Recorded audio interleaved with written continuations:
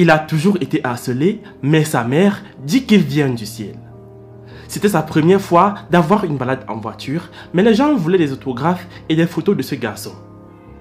Il a finalement rencontré 3 autres enfants qui ont le même handicap que lui.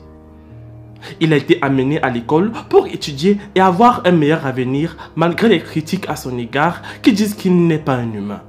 La maman est heureuse qu'il puisse y avoir d'autres enfants qui ressemblent à son fils. Il est maintenant plus ouvert et a de vrais amis. C'était un grand plaisir de repartir sur les traces de Zanzimana Eli.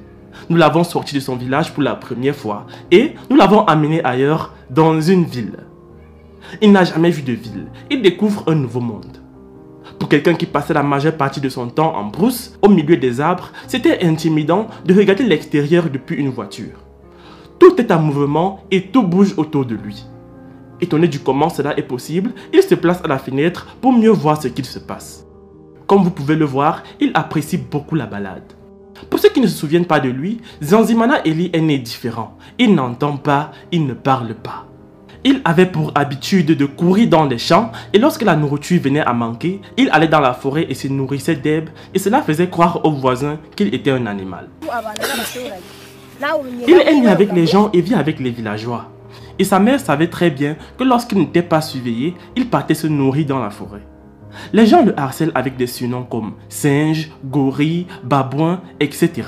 Et la mère n'est jamais tendre avec ceux qui attribuent de tels noms à son enfant. Elle dit qu'elle est heureuse de l'avoir mis au monde et elle est persuadée que Zanzimana Eli vient du paradis. Lorsque nous avons visité cette famille pour la première fois, le garçon ne voulait pas nous voir ni rester sur place par timidité. Il a peur des inconnus, donc lorsqu'il nous a vus, il a pris la fuite et sa mère est allée à sa poursuite pour nous le ramener. Quand nous l'avons visité pour la deuxième fois, il était déjà habitué à nous et il interagissait avec tout le monde. Nous lui avons apporté un gâteau et sa mère disait que c'était leur première fois de goûter un gâteau et de boire un soda. Ça, c'était une de leurs meilleures journées d'après les dires de la mère. Comme ils l'ont dit, ils ne pourront jamais oublier cette journée. Ça, c'est très bon, c'est incroyable. Que Dieu bénisse tous ceux qui me soutiennent et encouragent mon fils.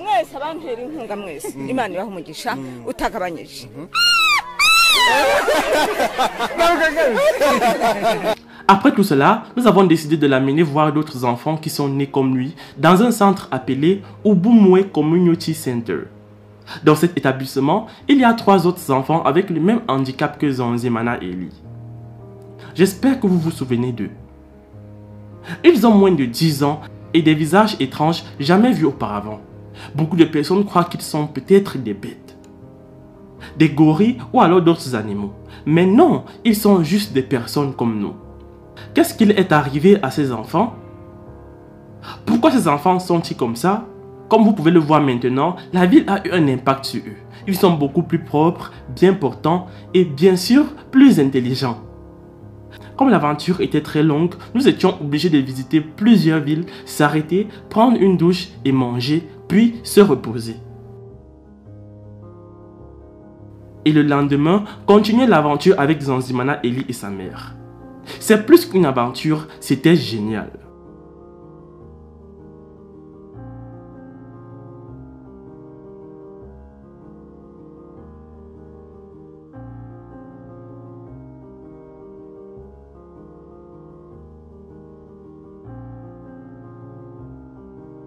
Tôt le matin, sa maman devrait l'apprêter pour la journée.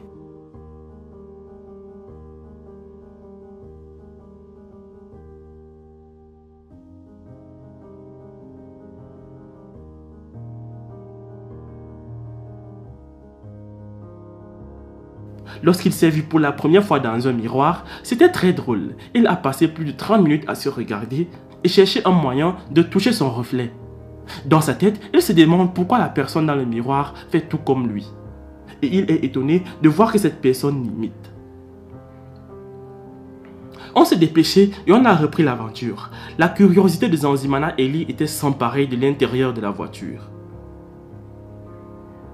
Et d'après sa mère, il a vraiment aimé et ça lui a fait beaucoup de bien. Pendant toute ma vie, ceci est mon deuxième voyage. Le premier c'était pendant la guerre, lorsqu'on a fui vers la Tanzanie.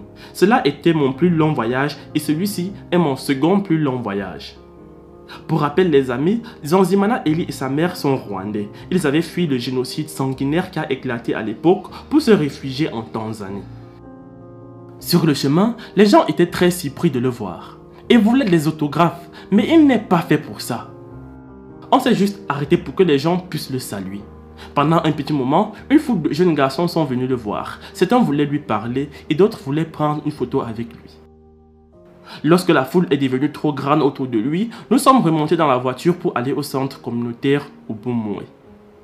Arrivé là-bas, Zanzimana Eli a été accueilli par d'autres enfants handicapés.